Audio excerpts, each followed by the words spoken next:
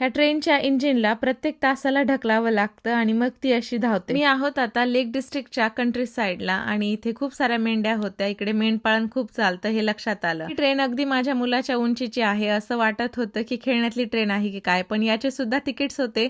Tickets book केले, आम्ही निघालेलो होतो पुढच्या दिशेने. ही ट्रेन जवळपास 11 किलोमीटर चालते.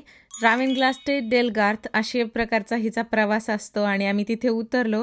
तुम्हाला माहिती आहे ही ट्रेन एवढी छान दिसत होती. यात फर्स्ट क्लासचे डबे सुद्धा असतात. ट्रेन एका खूप चांगल्या ठिकाणी येऊन थांबली होती. आजूबाजूला सगळीकडे हिरवळ आणि मध्येच ही छान टॉय ट्रेन असल्यासारखी वाटत होती. जरा वेळ आम्ही तिथे बसलो. तिथे एक चिमणी भेटली आणि असं वाटलं कोणीतरी आपलंच आहे की काय. आई तिच्याशी बोलत होत्या की इतक्या लांब कशाला आलीस, तुला इथे काय खायला मिळतं म्हणून. आईच्या मुलाने अजून एक छान लोकेशन सापडून ठेवलेलं होतं. तिथे जाऊन आम्हाला मॅट अंथरून बसायचं होतं.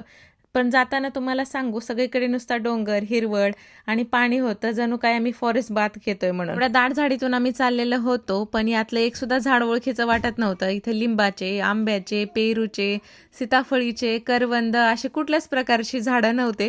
त्याच्यामुळे थोडंसं करमत सुद्धा नव्हतं इथे. मी मॅट अंथरून जिथे बसायचं स्वप्न पाहिलं होतं ते काय पूर्ण झालं नाही, कारण तिथे कुठे जागा नव्हती. म्हणून आम्ही तसंच परत निघालो आणि आम्हाला जाताना सेम ट्रेन लागणार होती. मीरूचं प्रॅम ट्रेनमध्ये ठेवलं, तिथे जागा होती प्रॅम ठेवायला. परत जायचे, आमचे तिकीट चेक केले, आमची जागा आम्हाला भेटली आणि आता आम्हाला 40 मिनिटं ह्याच ट्रेनमध्ये बसायचं होतं रेवनग्लासला उतरण्यासाठी. मीराने ह्या 40 मिनिटात शक्य होईल तेवढा त्रास दिला. आम्ही निघालेलो होतो आता रेवनग्लासकडे. आणि तुम्हाला माहितीये का, ही ट्रेन वाफेवर चालते आणि जवळपास 150 वर्षांपासून ही ट्रेन अशीच चालत आहे इथे.